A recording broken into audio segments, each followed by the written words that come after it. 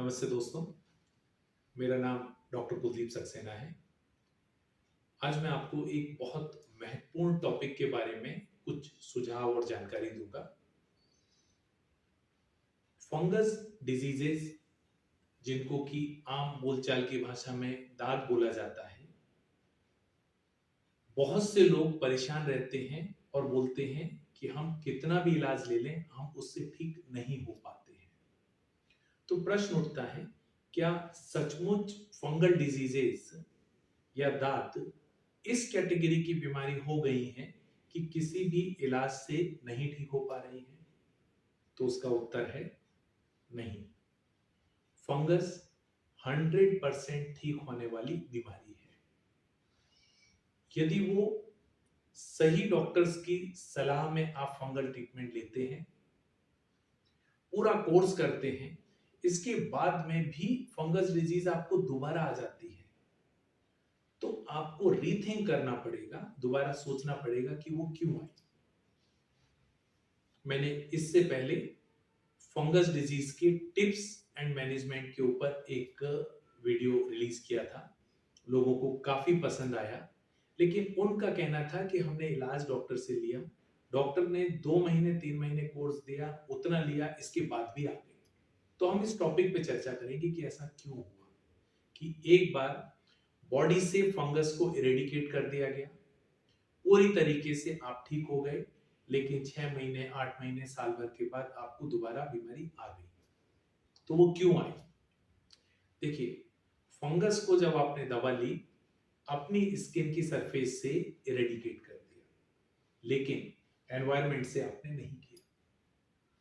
Environment के अंदर fungus पूरी तरीके से मौजूद है।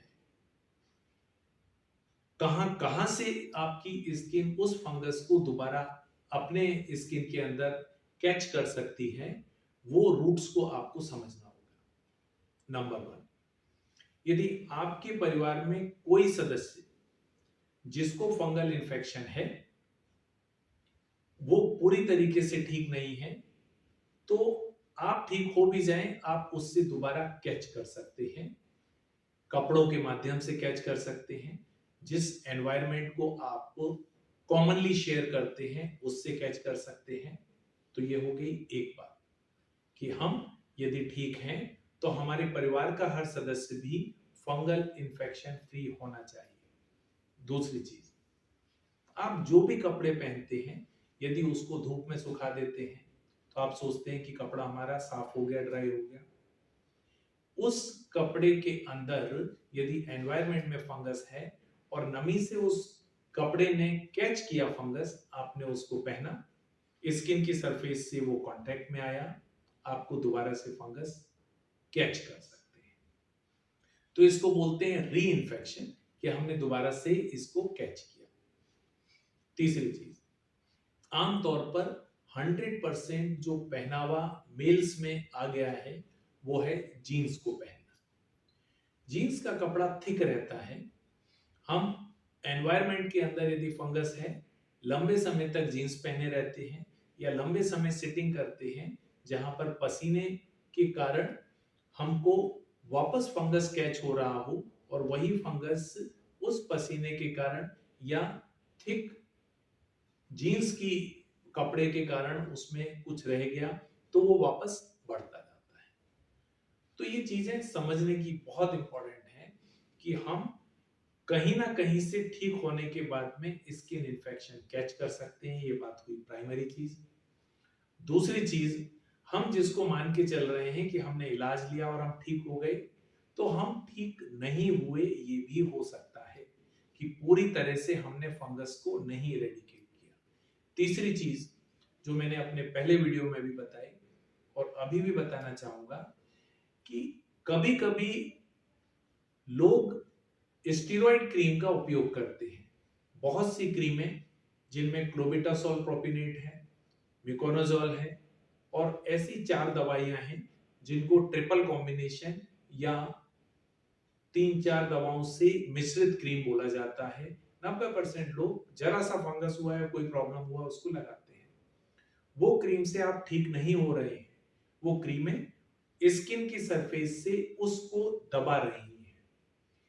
जब वो दोबारा से उखड़ता है तो दुगने रूप से उखड़ता है। कोई भी दवाएं उसमें काम करना फिर कम कर देती हैं। तो ये बहुत इंपॉर्टेंट चीज है कि हम जब भी त्वचा में फंगस के इलाज के लिए कोई क्रीम लगाएं तो वो एंटी फंगल होनी चाहिए, वो स्टीरॉइड नहीं होनी चाहिए। तो ये छोटी छोटी टिप्स जो आपके लिए बहुत जरूरी हैं। सफाई पे ध्यान दें, रोज साबुन से नहाएं, गीले कपड़े नहीं पहने, जो भी कपड़े पहनते हैं चाहे वो अंदरूनी कपड़े हों उनको आपको प्रेस करना बहुत जरूरी है। परिवार में किसी को भी फंगस है तो उसका भी इलाज कराएं जिससे कि फंगस पूरी तरीके से खत्म हो।